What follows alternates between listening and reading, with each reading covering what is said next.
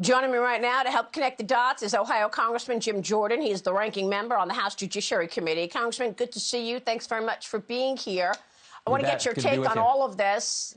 Is Hunter on the verge of being indicted? What would that mean for his father, President Joe Biden? Yeah, well, I don't know. That's the short answer, but it sure seems that way. I mean, you mentioned those two stories from the Washington Post 10 days ago. Understand they were 4 minutes apart. One was at 11, one was at 11:04. So two 8-page long stories, 4 minutes apart from the news organization that said 18 months ago there was no story here, this was Russian disinformation. That tells you something is up. You don't see the Washington Post do that. I think it's interesting, too, Maria, how this story has evolved, how it has changed. Remember, it started off as, oh, it wasn't his laptop. Then it was, well, it was his laptop, but it was Russian disinformation. Now it's, no, it wasn't Russian disinformation, but Joe had nothing to do with it. And now finally it is, well, Joe had something to do with it, but he really didn't do anything wrong. In fact, that's what his chief of staff, Ron Klain, told us last Sunday on the Sunday show. So how this story has changed. And now we find out these text messages and emails that link the entire family, not just Hunter and Joe, but also Uncle, Joe's brother, James Biden, is involved in this as well.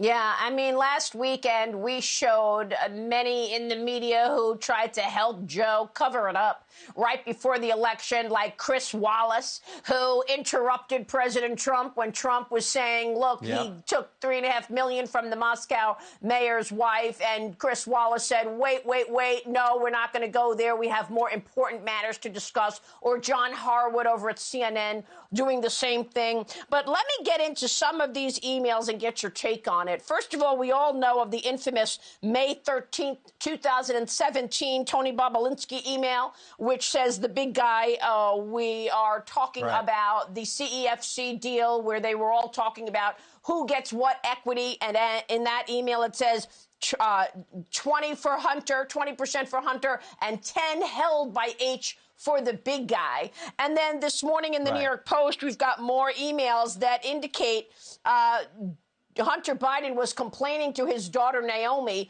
saying, well, you know, be happy that I'm not asking you, I'm not forcing you to give me half your salary. After all, I've been paying the bills for the family for 30 years.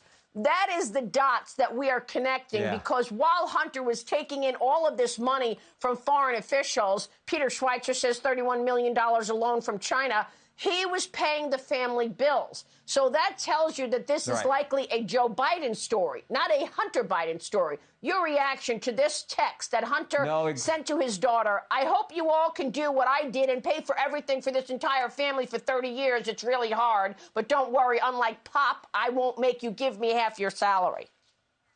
Yeah. No, a couple things. One, it sure looks like Joe Biden was involved. This was a family operation, including his uncle, as I said before. Second, remember what Joe Biden said in the debates 18 months ago. He said he didn't do anything wrong, and Hunter wasn't taking money from business interests with connections to China. There are 4.8 million reasons why that statement Joe Biden made was not accurate, because we know he took $4.8 million from CEFC, the Chinese energy company. So, yeah, this ties in the entire family.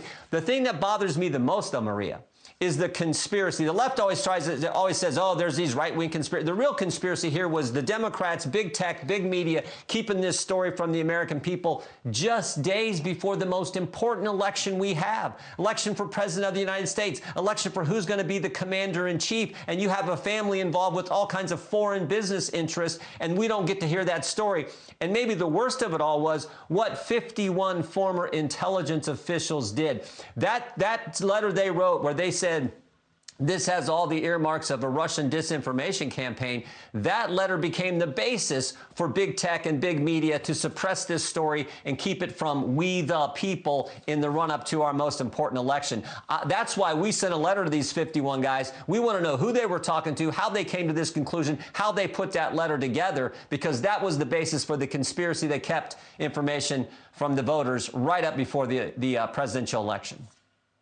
Yeah, we're showing your letter on screen right now, and we also have the New York Post headline, Spies Who Lie, with the faces of all of those. Right front and center is John Brennan and James Clapper. on the cover of the New York Post there who lied and said that it was Russian disinformation. Let's just be clear, Jim Jordan, these guys were key officials in the CIA and the other intelligence agencies. They would have known that this was not Russian disinformation when they signed their name, correct?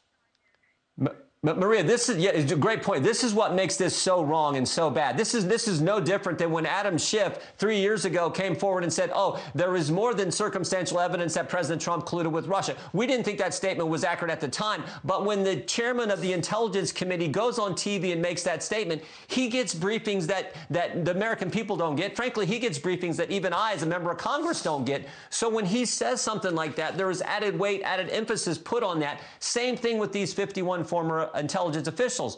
When they come out with a statement like this, you're thinking, wow, these are guys who were supposed to be in the know. They were in the know when they were in the government. And so there's added weight to that. But when they mislead us, that makes it all the more wrong. And that's why we got to get to the bottom of this, because it's happened more than once now. And this is not supposed to be that way in our great country. And that is why this program, by the way, has been so successful, because our viewers know they are going to get the truth. They are going to hear it straight. So when those 51 people signed that letter, I picked up the phone and called a sitting director of national intelligence, John Ratcliffe. And it was October of 2020 when Ratcliffe told us this.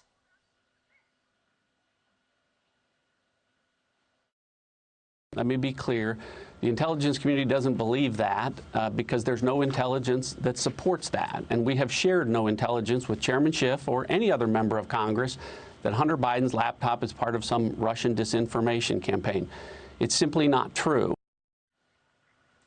So, Jim Jordan, the question becomes, you are an elected official. You are the ranking member on the Judiciary Committee. I assume that means you are going to be the chairman of the Judiciary Committee should the GOP take the majority in November. What are you going to do about this?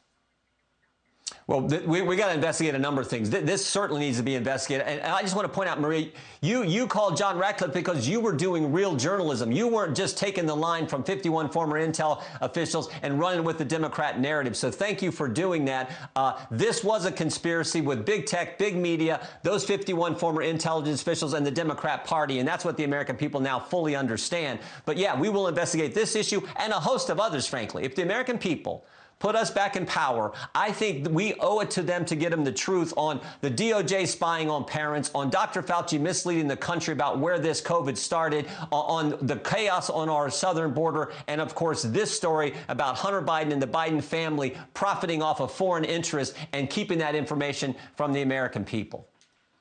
Before you go, Congressman, I got to ask you, Ron Johnson last week said it wasn't just the Biden family lying, it was the media lying, but it was also the FBI. Was the FBI complicit in all of this? We're still trying to understand FBI's role in the Russia collusion lie. What about this?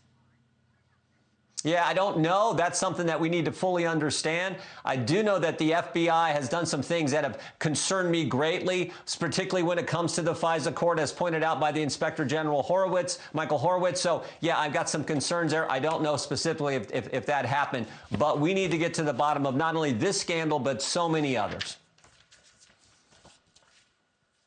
Yep. Anything you want to say about the wide open border, Congressman, real quick before we go? Title 42 is going away next month. 1.7 illegal immigrants crossed our border in 1 year's time, 14 months' time under this administration. They're only going to make the problem worse. And frankly, you can't have it both ways. You can't say COVID is so serious still that we need billions of more dollars of American tax money, and at the same time say we're getting rid of Title 42, which is the only thing keeping a chaotic situation from getting worse. Unbelievable. Jim Jordan, good to see you. Thanks very much for joining us this morning. Thank you.